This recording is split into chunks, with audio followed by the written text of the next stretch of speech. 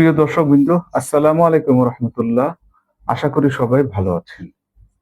আজকে একটি বিষয় নিয়ে কথা বলবো, আর সেই বিষয়টি হলো ক্যান্সার। ক্যান্সার একটি ভয়ঙ্কর শব্দ, একটা আতঙ্কের নাম।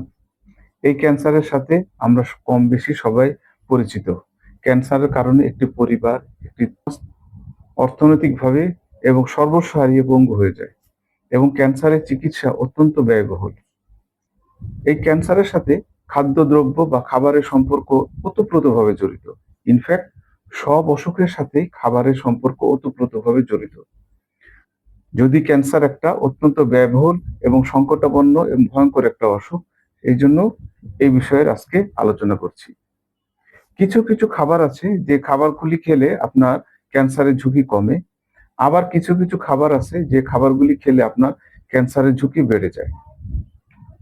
তাই আপনারা যারা ক্যান্সারের চিকিৎসা নিচ্ছেন, আপনারা আপনাদের চিকিৎসক বা ডাক্তারের কাছে জিজ্ঞাসা করবেন, ডাক্তার সাহেব কোন কোন খাবার খেলে ক্যান্সারের ঝুঁকি বাড়ে এবং কোন কোন খাবার খেলে ক্যান্সারের ঝুঁকি কমে যায়।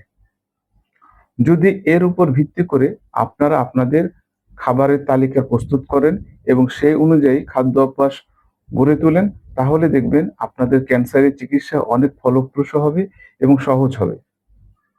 আশা করি বিষয়টা আপনাদের কাজে লাগবে এবং আপনারা বুঝতে পেরেছেন। দোয়ার দরখাস্ত রইল। আসসালামু আলাইকুম রহমতুল্লাহি ওয়া বারাকাতুহু।